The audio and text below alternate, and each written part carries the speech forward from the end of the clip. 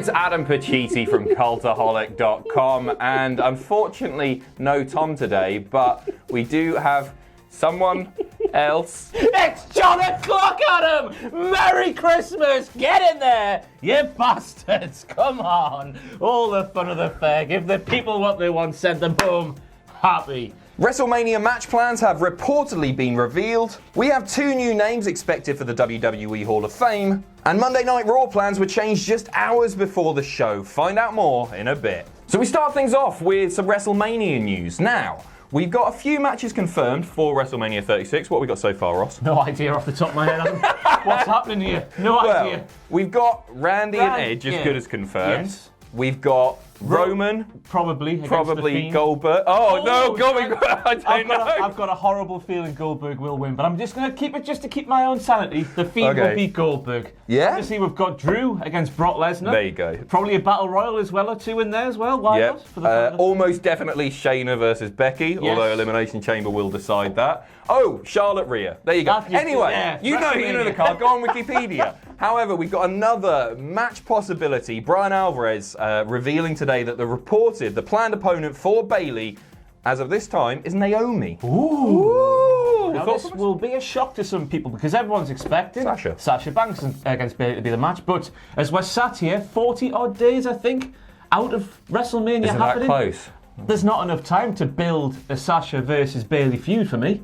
So Naomi, who has been she's been thrown in, made a big return at the Rumble. The sort of storyline has been going, she's going to get the big match against Bayley. They threw a little spanner in the works with Carmella winning that fatal 4-way a couple of weeks ago. It looks like, according to, was it Alvarez again? That Carmella will win the #1 contenders match for Super Showdown because Bayley's defending the title there. But Bayley versus Naomi, to me now, is a lot more appealing than Sasha just because there's not enough time to give that feud the storyline it deserves for me. At the same time, it's easier to build a story there because there's so much history between Bayley and Sasha, whereas there's less with Naomi. I'm all for this because I think Naomi is so underrated. Yeah. I think she's great. I think she's been brilliant since she's been back as well. I thought it was a brilliant return. So I like it, but I'm worried that you say there's no story. Well, there's not enough time to build to a story between Sasha and Bayley. You've got 40 days to build to something with Naomi. That's, I think, a tougher challenge. Yeah, but Sasha and Bayley on WrestleMania, the grandest stage of them all of the histories you mentioned, it needs months.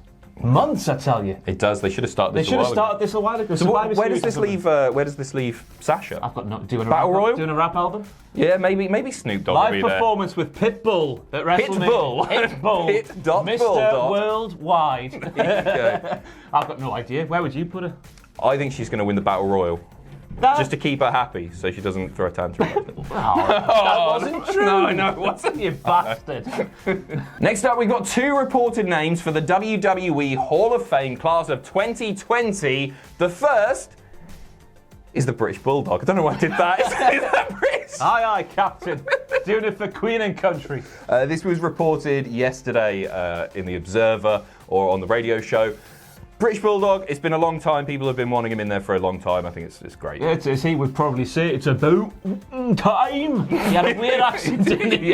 It's long overdue. Good God, thank God he's in there. Is that Macho Man and him with the 2 bigger missions? Owen, obviously, as well, Owen Hart. Yeah, Owen's up there. We're getting there eventually. China on her own for a long... I guess she's in there with DX now. Yeah. The other... JBL. JBL. That's why he did the thing. Yeah, I was a bit... JBL. And thoughts on this, Ross? You know what? There's been a lot of reports about him being an arsehole over the years, an absolute bad man behind the scenes. But we watch the Hall of Fame every year, and we celebrate the Ultimate Warrior. And when you compare those two, JBL is the way lesser of the evils involved there. Yeah. Thoughts? He's still a knobhead.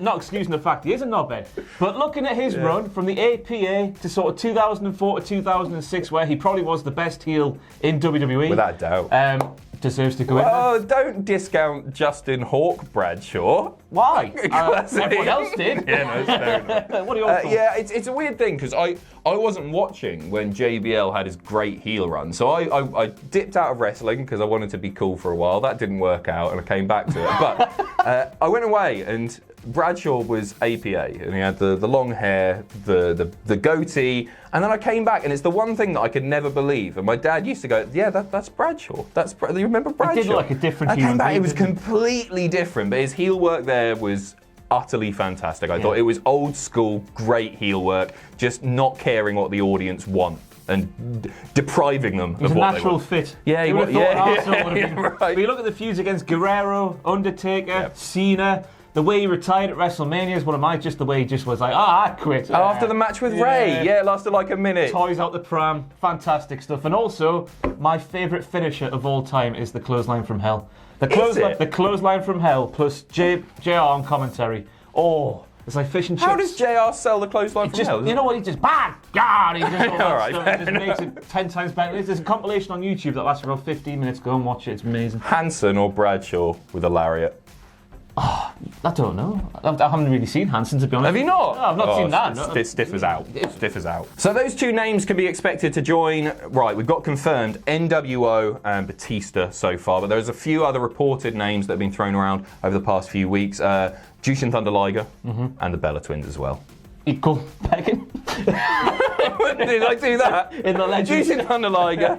Oh, I like the Bellas. I genuinely do like the Bellas. And they'll be pregnant on the stage as well. They're both pregnant at the same time. That's touching, isn't Yeah, it? lovely. Isn't that lovely? Who would you have induct each of these men? Batista. Batista would have to be inducted by Ric Flair. Yeah. NWO. Would have to be inducted by The Rock. Oh, what? Throwback to No Way Out 2002. Yeah, okay. Sure. I think if Bischoff's not going in with them, I'd like to see Bischoff do it, but then it's just going to be weird. Have It's Bischoff just like, guys. float down on his motorcycle. Bulldog. Take your pick. Anyone from the Hart family? That's going to be Brett. There's not many of them left, unfortunately. Liger. Ooh.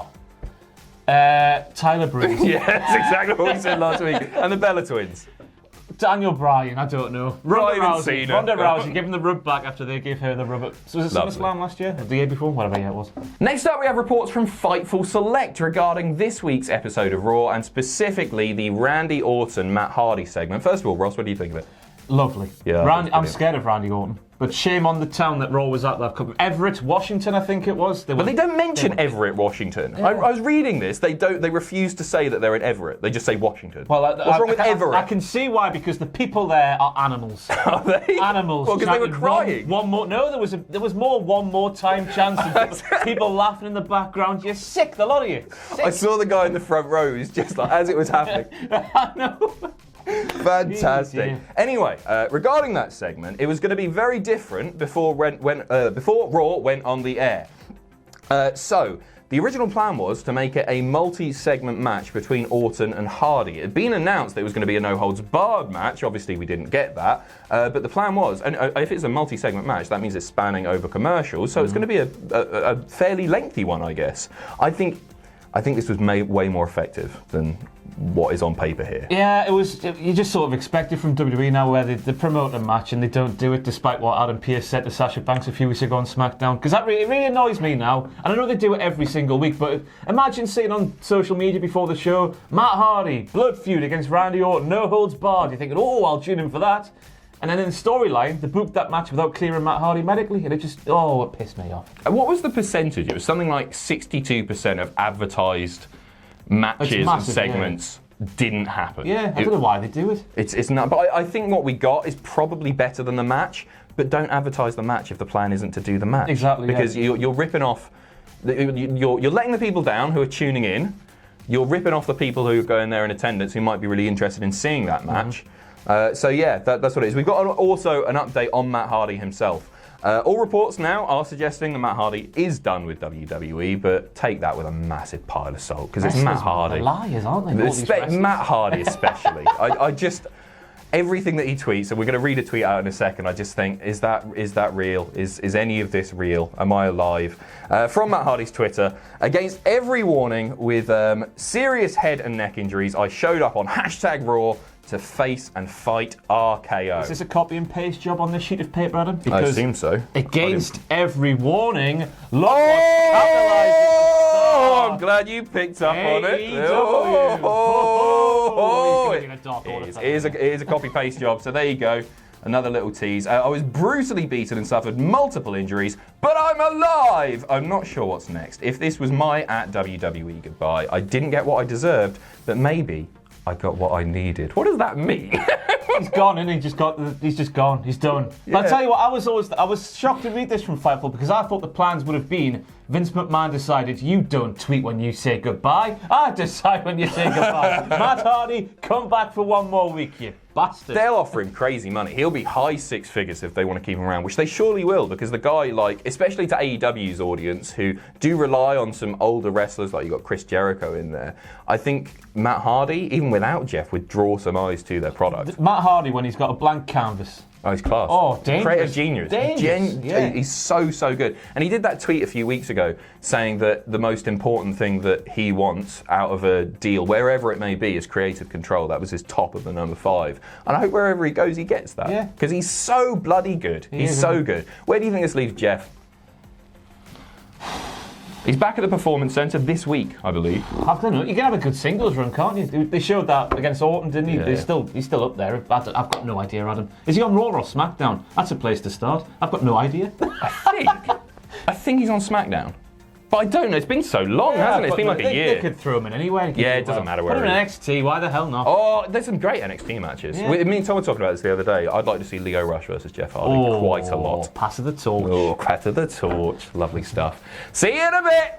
Thanks for watching. Let us know what you think in the comments down below. You can follow us on Twitter at Cultaholic. You can find us on Facebook at facebook.com/Cultaholic. If you enjoy what we do here at Cultaholic, you can pledge to us on Patreon. That's patreon.com/Cultaholic. And most importantly, don't forget to hit subscribe and join us.